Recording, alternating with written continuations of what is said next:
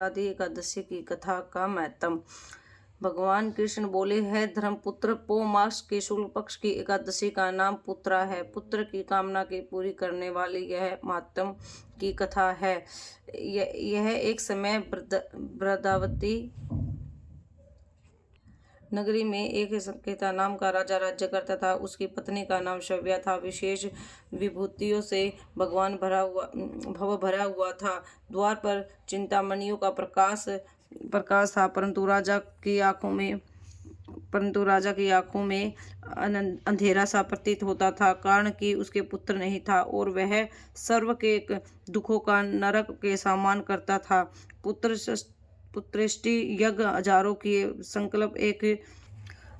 लेकिन सफलता एक न मिली। देवताओं का लाखों प्रणाम किए, आशीर्वाद एक भी नहीं मिला। बेचारा हार गया और बुरे बुरे विचार करने लगा, क्या करूं? विश्व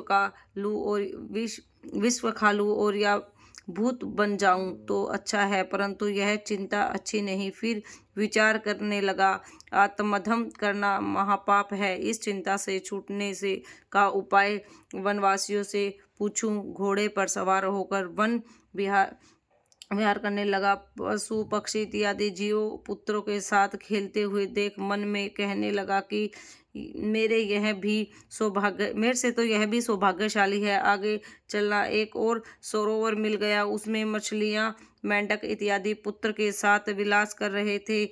विचार किया कि यह भी मेरे से अच्छे सरोवर के चारों तरफ मुनियों के आश्रम में। राजा घोड़े पर उतरकर मुनियों के शरण में गया और प्रणाम कर पूछा, आप कौन हैं? मुनि बोले, आप विश्व के देवता हैं। इस सरोवर के पतित पावन समझकर स्नान कर लीजिए आए हैं।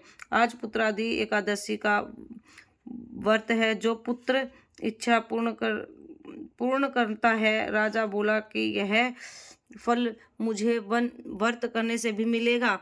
विश्वदेव बोले, हमारी बात सत्य होगी। परीक्षा के लिए जो राजा के आश्रम में पुत्रादि एकादशी का व्रत कर रात्रि को जागरण किया, प्रातः भवन में चला गया। 9 मास के बाद उसके पुत्र उत्पन्न हुआ। राजा के दिन धोए मिल गए, पितर भी प्रसन्न हो गए। कथा की सुनने की यह सर्व मिलता है। इस दिन नारायण भगवान जी की पूजा की जाती है। इस दिन बछड़े की मां गौ के दूध का सगार किया जाता है। श्री कृष्ण। जय हो श्री कृष्ण महाराज की। पुत्र एकादशी की।